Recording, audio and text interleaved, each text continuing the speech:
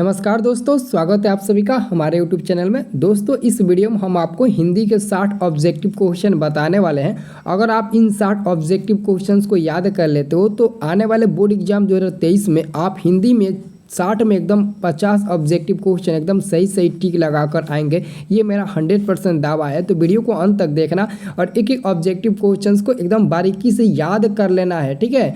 तो चलिए हम वीडियो को स्टार्ट करते हैं। वीडियो स्टार्ट करने से पहले मैं आपको बता दूं, अगर आपने अभी तक हमारे ऐप को डाउनलोड नहीं किया है तो वीडियो के डिस्क्रिप्शन की मदद से हमारे ऐप को डाउनलोड कर लीजिए और साथ में व्हाट्सएप ग्रुप में भी जुड़ जाइएगा, ठीक है। पहला नंबर क्वेश्चन है आपका कि बाबा साहेब भीमराव अंबेडकर का जन्म कब हुआ था। बाबा साहेब भीमराव अंबेडकर का जन्म कब हुआ था? याद रखना, 14 अप्रैल 1891 ईस्वी में बाबा साहेब भीमराव अंबेडकर का जन्म हुआ था मध्य प्रदेश में, ठीक है। आंसर होगा आपका ऑप्शन नंबर ए होगा, ठीक है। 14 अप्रैल 1891 ईस्वी में बाबा साहेब भीमराव अंबेडकर का जन्म हुआ था। दूसरा नंबर प्रश्न है, 20 के दांत कहानी के रचयिता कौन है? 20 के दांत कहानी के रचयिता कौन है? दूसरा का सही उत्तर होगा ऑप्शन नंबर बी, नलिन बिलोचन शर्मा। नलिन बिलोचन शर्मा 20 के दांत कहानी के रचयिता है। और याद रखना, 20 के दांत एक कहानी है, ठीक है। अगला प्रश्न आपका है 3 नंबर प्रश्न है, मैक्स मुलर के अनुसार सच्चे भारत का दर्शन कहाँ हो सकते हैं? मैक्स मुलर के अनुसार सच्चे भारत का दर्शन कहाँ हो सकते हैं? तो ग्रामीण भारत में। आंसर होगा सी नंबर, ग्रामीण भारत में। एक्चुअली में मैक्स मुलर भारत से हम क्या सीखे पाठ के लेखक है और वह एक प्रकार का भाषण है और उनका जन्म जर्मनी में हुआ था। मैक्स मुलर का जन्म जर्मनी में हुआ था, ठीक है। याद रखना, आंसर होगा सी नंबर। चौथा नंबर प्रश्न है, पराजय में कौन सा उपसर्ग है? पराजय में कौन सा उपसर्ग है? तो परा जो किसी शब्द के पहले जुड़कर उसका अर्थ बदल दे उसको हम लोग उपसर्ग बोलेंगे। तो परा प्लस जय, अगर हम परा में अगर जय को जोड़ दें, जय को, तो क्या हो जाएगा? पराजय हो जाएगा। तो उसका जय से पराजय हो गया तो उसका अर्थ बदल गया, तो हमेशा क्या होगा? वो उपसर्ग होगा। तो यानी कि परा ऑप्शन नंबर बी होगा, ठीक है। अब देखिए 5 नंबर आपका प्रश्न क्या है? 5 नंबर प्रश्न है, किसने कहा था कि सब पुराने अच्छे नहीं होते, सब नए खराब नहीं होते?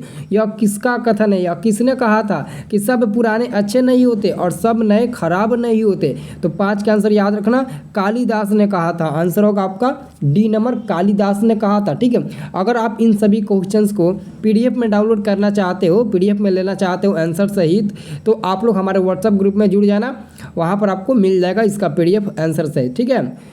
छठवां नंबर क्वेश्चन है, शुद्ध वाक्य है। सबसे पहले दोस्तों आप लोग ना वीडियो को लास्ट तक देखना, तभी आपको याद हो पाएगा। अगर आपके सामने वाला कुछ बोल रहा है ना तो एक बार सुन लीजिएगा तो वो बात याद हो जाती है आपको, ठीक है। इसलिए अगर आप वीडियो को लास्ट तक देख के, तो मैं ऑलरेडी आपको क्वेश्चन पढ़ रहा हूँ उसके बाद आंसर बता रहा हूँ, तो आपके दिमाग में 80% बैठ जाएगा और एक 20% बचेगा, तो आप खुद वीडियो को देखोगे तो समझ में आ जाएगा, ठीक है। तो यहाँ पर छठवां नंबर क्वेश्चन है, शुद्ध वाक्य है। तो आपको देखना है, राम ने पुस्तक खरीदा, राम पुस्तक खरीदा, राम ने पुस्तक खरीदी, या फिर इनमें से सभी। तो देखिए छठवां का जो आंसर होगा ऑप्शन नंबर सी होगा, राम ने पुस्तक खरीदी। राम ने पुस्तक खरीदा नहीं बल्कि राम ने पुस्तक खरीदी, ठीक है। पुस्तक स्त्रीलिंग होता है ना। चलिए अगला क्वेश्चन है, नागरी लिपि के लेखक है। नागरी लिपि के लेखक है। 7वां नंबर क्वेश्चन है, 7 का सही उत्तर क्या होगा? ऑप्शन नंबर सी होगा, गुणाकर मूले। गुणाकर मूले नागरी लिपि पाठ के लेखक है। 8वां नंबर प्रश्न है, बहादुर का नाम है। देखिए बहादुर का पूरा नाम क्या होता है? बहादुर का पूरा नाम यहाँ पर पूछा है। बहादुर काफ़ी अच्छा चैप्टर है, मतलब कि पूरा इमोशनल कर देने वाला वो चैप्टर है, ठीक है। आप लोग पढ़ लीजिएगा, हिंदी पार्ट में है, शायद पार्ट 6 है हमको लगता है, ठीक है। तो दिल बहादुर आंसर होगा बी नंबर। बहादुर का पूरा नाम है दिल बहादुर, ठीक है। सब लोग याद रखना, 8 का आंसर होगा B number. 9 number answer question है, परिणामवाचक विशेषण है। परिणामवाचक, ठीक है। तो यहाँ पर आप लोग अच्छे से देख सकते हैं ऑप्शन नंबर जो सी है ना, थोड़ा सा। थोड़ा सा का मतलब क्या हुआ? इसमें परिणाम हुआ है, मतलब कि थोड़ा सा, जैसे कि परिणामवाचक जिसे कहेंगे जिसमें नापा तौला जाने वाला का बोध हो, जैसे थोड़ा सा, ज़्यादा सा, ज़्यादा, थोड़ा, कम, ये सब परिणामवाचक में चले जाएंगे। और ये 5 जो है ये मतलब कि संख्या में चले जाएंगे, संख्यावाचक विशेषण में चले जाएंगे, ठीक है। तो आंसर होगा आपका सी नंबर, थोड़ा सा। अगला प्रश्न है आपका 10 नंबर। 10 नंबर प्रश्न है, परंपरा का ज्ञान किनके लिए आवश्यक है? परंपरा का ज्ञान किनके लिए आवश्यक है? तो जो लकीर के फकीर न होकर क्रांतिकारी साहित्य की रचना करे उन्हीं के लिए परंपरा का ज्ञान मतलब कि परंपरा का ज्ञान आवश्यक है। काफ़ी महत्वपूर्ण प्रश्न है कि परंपरा का ज्ञान किनके लिए आवश्यक है? जो लकीर के फकीर है या फिर जो उपयोगी साहित्य की रचना न करे। तो आंसर होगा सी नंबर, जो लकीर के फकीर न होकर क्रांतिकारी साहित्य की रचना करे उसे ही हम लोग परंपरा का ज्ञान मतलब कि उनके लिए परंपरा का ज्ञान आवश्यक होता है। 11 नंबर है, अभिनव किस नदी पर स्थित है? अभिनव किस नदी पर स्थित है? तो रोन नदी पर। याद रखना, अभिनव रोन नदी पर स्थित है। आंसर होगा आपका ए नंबर, अभिनव रोन नदी पर स्थित है। अब देखिए यहाँ पर 12 नंबर प्रश्न क्या है? 12 नंबर प्रश्न है, मछली कहानी में किस वर्ग का जीवन वर्णित है? मछली कहानी, देखिए मछली एक प्रकार का कहानी है, ठीक है, और मछली कहानी में किस वर्ग का जीवन वर्णित किया गया है? तो सही उत्तर होगा 12 का सी नंबर, मध्य वर्ग का, ठीक है, मध्य वर्ग का आंसर होगा सी नंबर। 13 नंबर प्रश्न है, बिरजू महाराज की ख्याति किस रूप में है? बिरजू महाराज की ख्याति जो है वो नर्तक के रूप में है। 13 का आंसर होगा ए नंबर, नर्तक के रूप में। और बिरजू महाराज का जन्म उत्तर प्रदेश के लखनऊ में हुआ था और इनका संबंध लखनऊ घराने से ही है और इनका जन्म 1938 ईस्वी में हुआ था। 27 साल की उम्र में इनको संगीत नाटक अकादमी अवार्ड से पुरस्कारित किया गया था। 54 साल की उम्र में इनकी मृत्यु हो गई थी, ठीक है। याद रखना आप लोग बिरजू महाराज के बारे में, ठीक है। अगला आपका क्वेश्चन है 14 नंबर। 14 नंबर प्रश्न है, भाववाचक संज्ञा का उदाहरण है। देखिए भाववाचक संज्ञा का उदाहरण पूछा जा रहा है, ठीक, जैसे समझ सकते हैं, जैसे कि घड़ी, बहन, लकड़ी, ये सब भाववाचक नहीं है बल्कि सर्दी है। सर्दी एक भाववाचक का मतलब कि भाववाचक संज्ञा का उदाहरण हो सकता है, ठीक है, भाववाचक संज्ञा, ठीक है। आंसर होगा आपका ऑप्शन नंबर ए, ठीक है। मैं आपको बता दूं, अगर किसी भी छात्र को बोर्ड एग्जाम 2023 में अच्छे से पढ़ने में कोई दिक्कत आ रही है, जैसे कि आप लोग का टेंशन नहीं हो जाता है कि 4 महीना है, 3 महीना है, 2 महीना है, 1 महीना है, तो कैसे पढ़ाई करें, हम लोग के टेंशन हो जाता है। जिस मतलब कि कितने लड़के को ऐसा मतलब कि फील होता है कि हम कैसे तैयारी करेंगे, कैसे क्या करेंगे, सोच में पड़ जाते हैं। तो उन सभी छात्रों को मैं बता दूँ, अगर आप लोग मात्र 150 रुपया खर्च करते हो तो मैं आपको सारे सब्जेक्ट का PDF दे दूँगा और आप उस PDF को मात्र 20 या 25 दिन के अंदर रट जाइएगा, याद कर लीजिएगा। ऑब्जेक्टिव सब्जेक्टिव सब VVI उसमें क्वेश्चन दे दिए हैं। अगर आपको लेना होगा तो मेरा मोबाइल नंबर है 9693779407। इस नंबर पर आप ऑनलाइन गूगल पे, पेटीएम, फ़ोनपे के जरिए किसी से भी या फिर अपने आप से भी फ़ोन पे 150 रुपये करवा के आप अपने व्हाट्सएप पर वो PDF ले सकते हैं, ठीक है। और उस PDF के थ्रू आप अच्छे से अच्छे बोर्ड एग्जाम में नंबर ला सकते हैं। जिसको भी मतलब कि दिक्कत हो रही हो कि मैं कैसे पढ़ाई करूं, कितना देर पढ़ूं, कैसे क्या करूं, अभी तक मैं कुछ भी नहीं पढ़ा हूं, उन लोगों के लिए ये मतलब कि खास और सुनहरा मौका मैंने आपको दिया है, ठीक है। ये सुनहरा मौका आप अपने पास ही रखिएगा, ठीक है। तो आप अगर मतलब कि जिसको भी लगता है कमजोरी तो वो ले सकते हैं, पढ़ सकते हैं, कोई दिक्कत नहीं है। ज़्यादा रुपया थोड़ी ना है, 150 रुपया कोई ज़्यादा रुपया नहीं है, ठीक है। पर सब्जेक्ट का तो 30 रुपया ले रहे हैं, ठीक है। यहाँ पर आपका 15 नंबर क्वेश्चन है, आध्यात्मिक शिक्षा से गांधी जी का क्या तात्पर्य है? देखिए आध्यात्मिक शिक्षा से गांधी जी का क्या तात्पर्य है? तो 15 का सही उत्तर होगा ऑप्शन नंबर हृदय की शिक्षा। आंसर होगा ए नंबर, हृदय की शिक्षा। सब लोग याद रखना। महात्मा गांधी के पिता का क्या नाम था? करमचंद। करमचंद कहीं दिया? हाँ बिल्कुल दिया, ऑप्शन नंबर डी नंबर में दिया। महात्मा गांधी का जन्म पोरबंदर में हुआ था 1969 ईस्वी में, ठीक है, 2 अक्टूबर 1969 ईस्वी में। और इनके पिता का नाम करमचंद गांधी था, ठीक है। पोरबंदर जो गुजरात में है, ठीक है। आंसर होगा डी नंबर 16 का, ठीक है। और देखिए 16 नंबर ना, करमचंद गांधी ना। चलिए अगला क्वेश्चन देखिए, अगला क्वेश्चन है आपका 17 नंबर। 17 नंबर क्वेश्चन है, राजगिरी कौन समास है? देखिए राजगिरी में कौन सा समास होता है, ये क्वेश्चन पूछा है। तो राजगिरी में तत्पुरुष समास होता है। क्या होता है? तत्पुरुष समास होता है, आप लोग याद रखिएगा। राजगिरी में तत्पुरुष समास होता है। 18 नंबर प्रश्न, निम्नलिखित में सर्वनाम है। तो निम्नलिखित में आपको सर्वनाम चूज करना है, कौन सर्वनाम है? तो याद रखना, मैं एक सर्वनाम हूँ, ठीक है। मैं क्या हूँ? एक सर्वनाम हूँ। अगला क्वेश्चन है, गुरु नानक किस भक्ति धारा के कवि है? गुरु नानक निर्गुण भक्ति धारा के कवि है। आंसर होगा बी नंबर, गुरु नानक किस भक्ति धारा के कवि है? तो निर्गुण भक्ति धारा के कवि है, ठीक है। आप सभी लोग इस वीडियो को लाइक करिएगा, जो भी लड़के इस वीडियो को लाइक नहीं किए होंगे लाइक कर देना और एक कमेंट आप लोग ज़रूर करना, ठीक है। 20 नंबर प्रश्न है, रसखान दिल्ली के बाद दिल्ली से कहाँ चले गए? तो ब्रजभूमि। आंसर होगा सी नंबर, रसखान दिल्ली के बाद ब्रजभूमि में चले गए थे। ठीक है। शुद्ध शब्द है प्रकृति। ऑप्शन नंबर ए ही आपका सही उत्तर हो जाएगा। शुद्ध शब्द यही है, प्रकृति को हम लोग ऐसे ही लिखते हैं, प्रकृति ऐसे ही हम लोग लिखते हैं। आंसर ए नंबर हो जाएगा। ठीक है।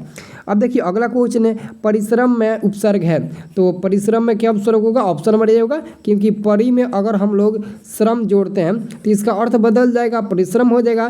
ठीक है। तो जो भी किसी शब्द के पहले जुड़कर उस शब्द का एक नया अर्थ बदल देता है, एक नए अर्थ में, उसे हम लोग उपसर्ग कहेंगे। तो 22 का आंसर होगा ऑप्शन नंबर ए। समझ में आ गया ना? चलिए अगला क्वेश्चन है, हाथ खाली होना मुहावरे का अर्थ है। देखिए क्वेश्चन नंबर 23 है, हाथ खाली होना मुहावरे का सही अर्थ बताए। तो देखिए आंसर होगा सी नंबर, पास पैसा न होना। हाथ खाली होना मुहावरे का सही अर्थ होता है पास पैसा न होना। 23 का आंसर सी नंबर है। जबकि 24 में प्रश्न है, अवकाश शब्द में उपसर्ग है। देखिए अवकाश, तो अ प्लस काश, ऑप्शन नंबर बी होगा कि नहीं होगा? देख लीजिए सभी में वही है, अ प्लस अगर काश, तो अ में अगर काश जोड़ देंगे तो इसका अर्थ बदल जाएगा, अवकाश हो जाएगा। ठीक है। तो ये आंसर होगा आपका ऑप्शन नंबर बी नंबर। ठीक है। हिरोशिमा किस देश में है? हिरोशिमा किस देश में? तो सभी को पता होगा, सभी लोग भारत माता चैप्टर पढ़े होंगे, जिसमें हिरोशिमा पर अमेरिका द्वारा परमाणु बम शायद हमको लगता है 1946 की 44 के आसपास परमाणु बम गिराया गया था। ठीक है। सबको याद होगा। ठीक है। कमेंट करके बता दीजिएगा किस सन में हुआ, मतलब कि परमाणु बम गिराया गया था। और वो है हिरोशिमा, जापान में स्थित है, जिसका प्रभाव अभी भी वहाँ पर पड़ रहा है जापान देश में, क्योंकि वहाँ के अभी भी बच्चे बहरा लंगड़ा ये सब मतलब कि ऐसे जन्म ले रहे हैं। ठीक है। देखिए कितना खतरनाक होता है परमाणु बम। 26 नंबर प्रश्न है, मेरे बिना तुम प्रभु कविता का हिंदी रूपांतरण किसने किया? मेरे बिना तुम प्रभु कविता का हिंदी रूपांतरण किसने किया? 26 का राइट आंसर होगा ऑप्शन नंबर डी होगा, धर्मवीर भारती ने। धर्मवीर भारती ने किया था। किसने किया था? हिंदी रूपांतरण धर्मवीर भारती ने किया था। और 27 नंबर क्वेश्चन, कुंवर नारायण कवि है। कुंवर नारायण कैसे कवि है? तो 27 का आंसर होगा ऑप्शन नंबर बी, नगर संवेदना कवि है। आंसर होगा बी नंबर। ठीक है।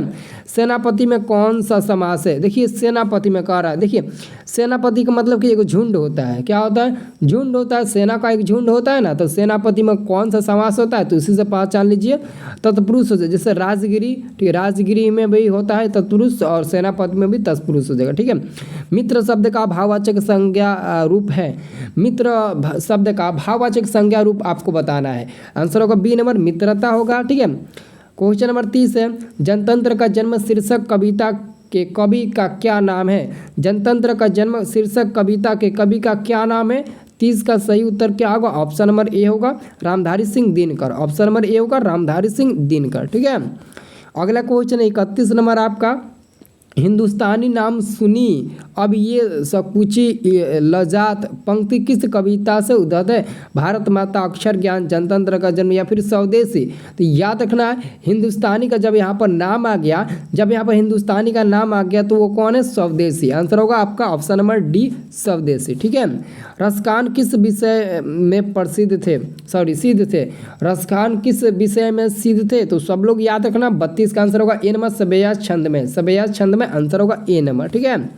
अब देखिए अगला क्वेश्चन आ गया वर्णिका का, अमराई का कुआं कहाँ है? तो देखिए अमराई का कुआं रास्ते में था। कहाँ पर था? तो रास्ते में है। ठीक है। अमराई का कुआं रास्ते में है। आंसर होगा सी नंबर। पपत्ती की उम्र क्या थी? देखिए पपत्ती एक 12 वर्षीय ग्रामीण लड़की थी, जिसको काफ़ी तेज बुखार हुआ था। आंसर याद रखना ए नंबर होगा।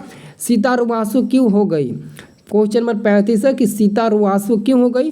तो बहुओं की कलह से, बहुओं की मतलब कि अपने बहुओं से तंग आकर सीता रुआंसू हो गई थी। मतलब कि सीता अपने बहुओं की कलह से तंग आकर रुआंसू हो गई थी। आंसर होगा बी नंबर। ठीक है। अब देखिए आपका 36 नंबर प्रश्न है, बहादुर अपने घर से क्यों भागा था? बहादुर अपने घर से क्यों भागा था? तो माँ की मार के कारण बहादुर अपने घर से भाग गया था। लेकिन माँ क्यों मारी थी बहादुर को, इसका कारण आपको वीडियो में कमेंट करके बताना है। ठीक है। 37 नंबर क्वेश्चन है, बिरजू महाराज किस शैली के नर्तक है? बिरजू महाराज किस शैली के नर्तक है? तो कथक। आंसर होगा आपका ऑप्शन नंबर डी, कथक। ठीक है। 37 का आंसर होगा डी नंबर, कथक। सब लोग याद रखना। 38 नंबर क्वेश्चन, अशोक वाजपेयी का जन्म कब हुआ था? अशोक वाजपेयी का जन्म कब हुआ था? 38 नंबर है। 38 का सही उत्तर होगा ऑप्शन नंबर ए, 16 जनवरी 1941 ईस्वी में अशोक वाजपेयी का जन्म हुआ था। 16 जनवरी 1941 ईस्वी में अशोक वाजपेयी जी का जन्म हुआ था। आंसर होगा ए नंबर। ठीक है, अब देखिए अगला क्वेश्चन है, विलनव क्या है? तो एक छोटा सा गांव है, एक छोटा सा गांव है। ठीक है, विलनव क्या है? तो एक छोटा सा गांव है। 39 का आंसर क्या होगा? बी नंबर होगा। हमारी नींद कविता कहाँ से ली गई है? हमारी नींद कविता कहाँ से ली गई है? तो दुष्चक्र में सृष्टा से, दुष्चक्र में सृष्टा से ली गई है। आंसर होगा सी नंबर। अमृत का पर्यायचित शब्द क्या होता है? सुधा। क्या होता है? सुधा। अमृत का पर्यायचित शब्द सुधा होता है। एक्चुअली में अमृत का पर्यायचित शब्द तो बहुत ज़्यादा होता है, लेकिन जो ऑप्शन में दिया है ABCD करके, उसमें से ऑप्शन नंबर बी सही है, सुधा। ठीक है, अगला क्वेश्चन है, मंगू की बड़ी बहन का क्या नाम था? मंगू की बड़ी बहन का क्या नाम था? देखिए मंगू की जो बड़ी बहन थी उनकी बड़ी बहन के नाम था कमू। कमू, जिसको यहाँ पर मुंह छूट गया। ठीक है, कमू होगा। मंगू की बड़ी बहन का नाम था कमू। ठीक है, सातकोड़ी होता कथकार है। सातकोड़ी होता कथकार है तो उड़िया के, सातकोड़ी होता एक उड़िया भाषा के कथकार है। कमर कसना मुहावरे का अर्थ है। कमर कसना मुहावरे का अर्थ है तो 44 का आंसर होगा बी नंबर, तैयार होना। कमर कसना मुहावरे का सही अर्थ होता है तैयार होना। ठीक है, अगला क्वेश्चन है 45 नंबर, दक्षिण अफ्रीका से गांधी जी भारत कब लौटे?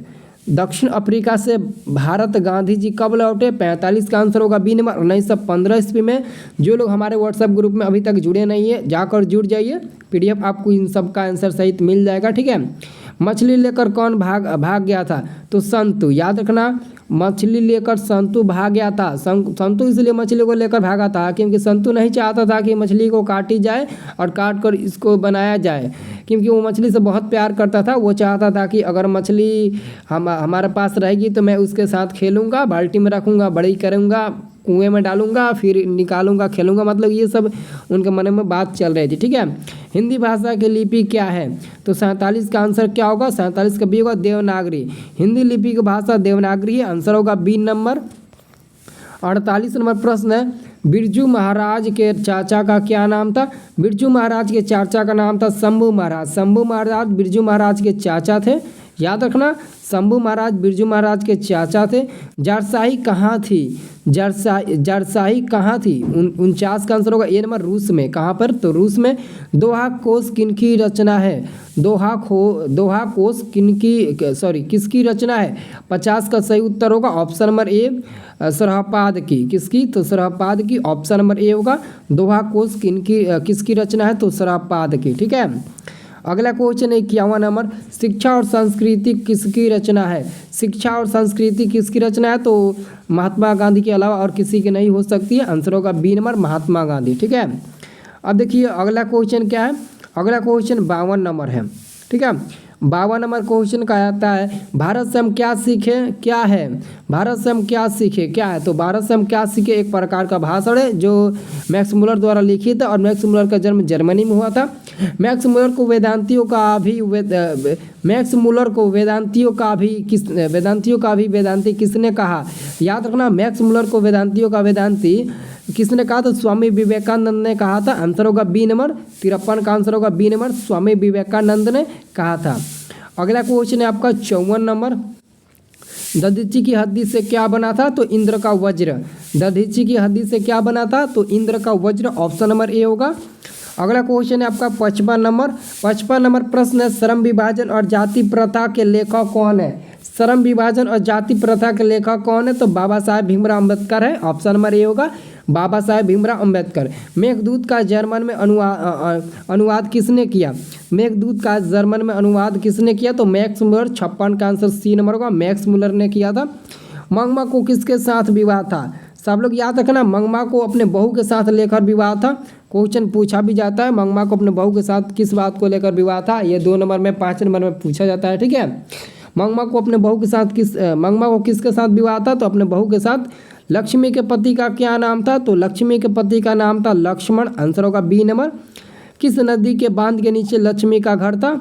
तो देवी नदी के बांध के नीचे लक्ष्मी का घर था। देवी नदी के बांध के नीचे लक्ष्मी का घर था। आंसर होगा डी नंबर। और अंतिम प्रश्न है, देखिए अंतिम प्रश्न है, पार्वती बेहोश क्यों पड़ी थी? पार्वती बेहोश क्यों पड़ी थी? तो तेज बुखार के कारण पार्वती बेहोश पड़ी थी। ठीक है, अगर आप लोग इसका PDF लेना चाहते हो, नीचे मैंने आपको आंसर भी दे दिए हैं, तो आप लोग जल्दी से हमारे व्हाट्सएप ग्रुप में जुड़ जाइए। व्हाट्सएप ग्रुप का आपको लिंक वीडियो के डिस्क्रिप्शन में मिल जाएगा। सभी लोग व्हाट्सएप ग्रुप में जुड़िए ताकि इसका PDF आपको प्राप्त हो सके। ठीक है, तो आप अभी तक आप लोगों ने हमारे ऐप को डाउनलोड नहीं किया है तो ऐप को भी डाउनलोड कर लो, क्योंकि ऐप को डाउनलोड करेंगे तो सुबह शाम आपको टेस्ट देने को मिलेगा। रैंक भी देख सकते हैं टेस्ट में, इनाम भी पा सकते हैं, नाम भी देख सकते हैं, रिजल्ट भी शो करके देख सकते हैं, सब कुछ वहाँ पर आपको मिल जाएगा जानकारी। एक बार जाइए उस ऐप को डाउनलोड करिए। ठीक है, वो आपको ऐप एग्जाम में ज़्यादा लाभदायक होगा। ठीक है।